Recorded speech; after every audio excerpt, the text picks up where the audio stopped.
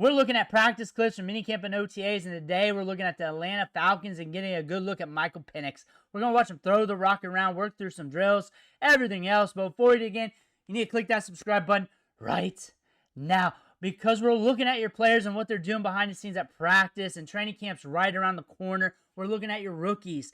We're looking at your position battles, like your quarterback battles. We're looking at those guys you're getting ready to draft in fantasy football. Click that button. Stop missing out. Today we're looking at Michael Penix. 3 minutes of clips, like how we always do it. We're going to loop this and keep talking ball. But here we are. There he is. Michael Penix right there, the number 9. We also have Kirk Cousins there. Doubled up at quarterback for the Falcons. There's Bijan Robinson. There's Michael Penix. Talking some ball just like we are right now. Michael Penix going into year 2. Had his rookie season last year. Got to play a little bit in the back 9 of the season. Now this is his team.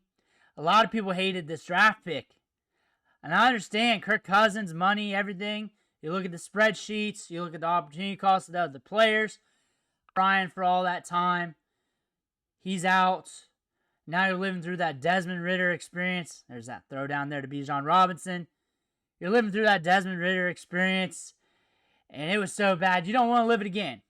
So you get your veteran quarterback, and you're sitting there top of the draft. Quarterback falls to you. You like them. You saw him at Washington. You looked at his tape from Indiana. He's been a big-time draft prospect, and for some reason, right before the draft, a couple months before, his stock drops with the media. But before the end of the college football season, he was considered a first-round pick. Pushing it downfield to Rome Odunze, Jalen Polk, Jalen McMillan, fueling those wide receivers. All of them get drafted. You could say he got drafted because he had talent around him, but he's also able to deliver the football. And prior going to Washington, at Indiana, he was considering a draft pick on the rise back then that everybody was paying attention to. Those who scout players early in the process. That was Michael Penix. He is able to show up with 2 different teams, turn things around after injuries, and look good. This is a quarterback with a lot of experience under his belt, too. This is a quarterback that's been around. And the thing about this situation is that you have the pieces around him. Like at tight end, you got Kyle Pitts. On the outside, you got Drake London. You got Bijan Robinson at running back. And then you got Darnell Mooney on the other side of Drake London. You got Ray McLeod there in the slot. You got a lot of options there. Like, if he does not look good this year, it's all on him. It's easy to move on quickly from him. I believe that. If you're not feeling at least good by Thanksgiving, like you got promised going into 2026 and beyond, then cut ties. Cut ties. You got too much around him. Like, Kirk Cousins got to come back in. You got to cut ties. You got to cut ties. You got to start looking to the future. You're probably not going to be bad enough to get a top pick, take advantage of this 2026 NFL draft class. But Michael Penix has some talent. The thing is, he's still volatile. He's still developing. We saw a lot of quarterbacks hit from last year's class. There's a chance it doesn't happen. But the thing is, he's got the talent around him where it should be easier to smooth out. It just should be. You're seeing him take a little bit of command here. That's good. We're going into year 2. Showing a little bit of leadership, some boisterousness. I don't know if that's a word. I don't know. But we're going to keep going. But Michael Penix here. He's in a grand... He looked good at Washington. He also needs his moment to fail to learn from it. So this year is probably going to be a growing experience. But, like I said, if it's around Thanksgiving time, Halloween time, somewhere around there, and you just know, like, it's been awful, then you know to cut ties. He's got too much around him. He should at least have his moments where he can give you some hope. He can at least fill you up with a little hopium. That's all I'm saying. He can at least fill you up a little hopium. What I'm expecting out of training camp is him looking good in the joint practices. I want to hear some good coach speak. I want to see some clips of him firing some bullets. I want to see some big plays.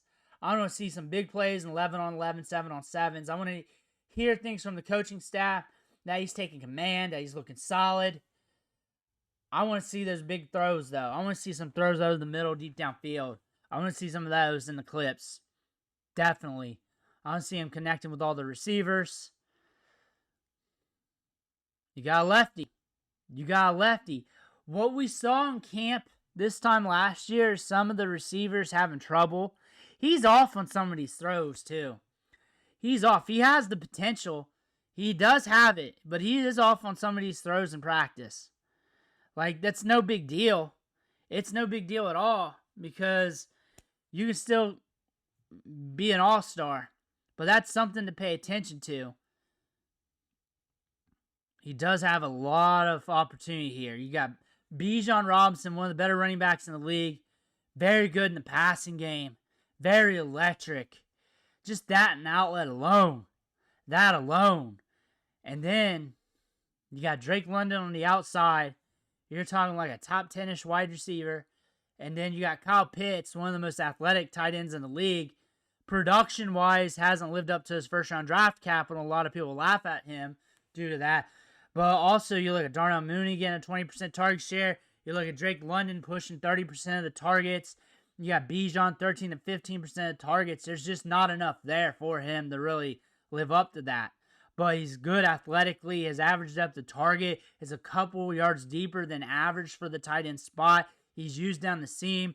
So the thing about that, he's used stretch the field, opens things up a little bit, and then Bijan Robinson can work a little bit more because those linebackers got to stay back from that. If not, they get ate by Kyle Pitts or they get ate up by Bijan underneath. So they got to pick their poison by that. Because Kyle Pitts can catch the ball. He's got the quickness to get down here. He's got to facilitate this. Like, you're all-time bad if you can't win with this team or at least be okay. Like, you're all-time bad. You're all-time bad. Like I'm saying, if you're not feeling good about him by the time you're eating Halloween candy, then it ain't going to happen. It ain't going to happen. Like, no hopium at all type of feeling. Like, not just losing record, but he made some play. I'm talking no hopium at all. You cut ties. It ain't coming back. Too much potential here. I can't really give you many outs unless a lot of injuries hit this team. If Kirk Cousins is back by Halloween time, it's over. It's over. Kirk Cousins, a good backup. They got one of the better backups in the league. You got a very experienced backup from Michigan State. Good for the Commanders. Good for the Vikings. Michael Penix can gun it. He can spread the ball around. He proved that at Washington with Rome Odunze, Jalen Polk and company. Now it's his turn. He's proven that he can spread the ball around and make a team full weapons at wide receiver be very active. He proved that in college. This is the NFL game. You're going to say it's different. It is different. It is different. He's got to take the step forward. He's got to take a step forward. We got to give him grace, though, to develop. He's got to fail to get better. He's got to have those moments.